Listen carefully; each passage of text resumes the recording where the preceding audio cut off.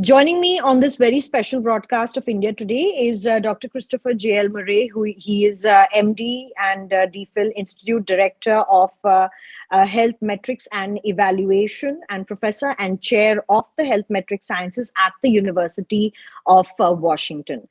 Thank you so much, sir, for joining us, and I thank you for your precious time as well.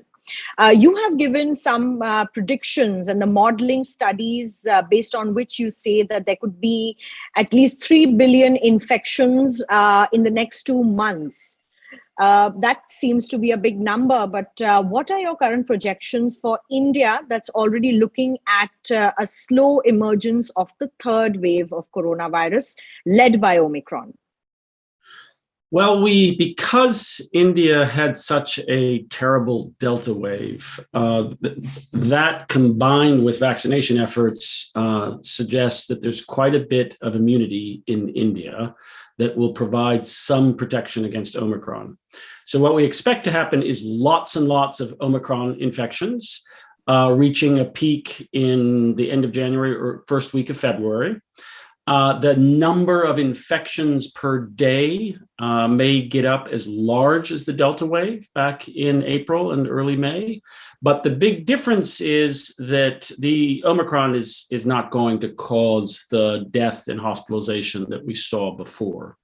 And so the other thing about Omicron that's very different is a much larger fraction of people have no symptoms at all. So they may never get detected. So the official case data may not increase in India anywhere near what we saw with the Delta wave. So, Doctor, essentially what you're saying is we could probably see the similar number of cases we saw in the second wave. India peaked at about 4 lakh cases during the Delta wave, but these were very severe infections as well. And you're saying that Omicron is not going to cause increase in hospitalizations and death, despite the fact that case numbers will be large? Well, I think it's very important for people to recognize the difference between infection and an official case. With Delta, many of the infections got eventually detected and became a case in the official numbers. But with Omicron, with 90% of people having no symptoms at all, most of those people will never become an official case. And so there's going to be this very big distinction between true infections in the community and the number of cases that you pick up. And then even amongst the cases that get diagnosed, that get tested and get recorded, we know with Omicron that a smaller fraction will go to hospital than for Delta. And amongst those that go to hospital, a smaller fraction will end up needing the ICU or intubation.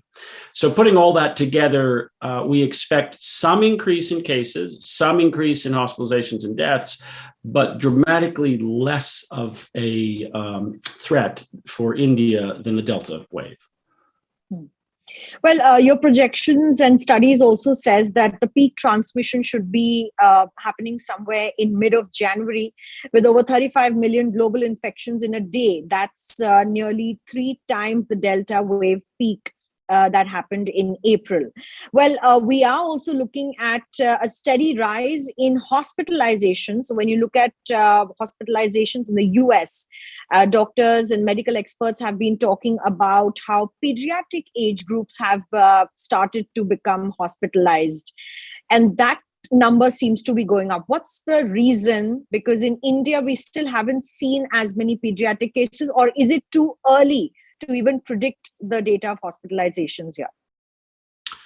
So we have this huge number of infections. So Omicron will infect as many people in this 2-month period as have been previously infected in the world through the whole pandemic.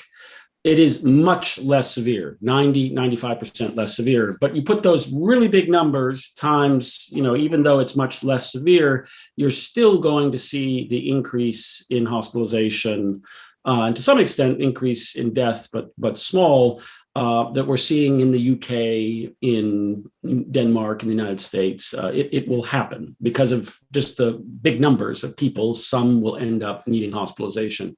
In India, we expect the peak to be bit later, perhaps in the first week of February.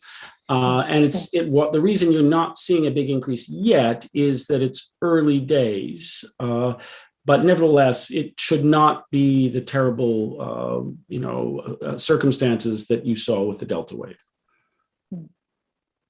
Well, you also said that detecting infections at the global level will reach 3 times the previous peak.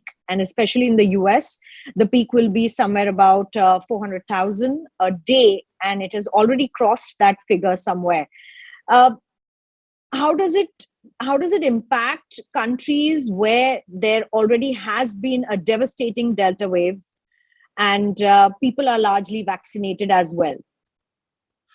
Well, the key thing about vaccination, which is why it is going to reduce the harm from any wave of COVID, is that vaccination provides a lot of protection, particularly in the first few months after vaccination, against severe disease and death.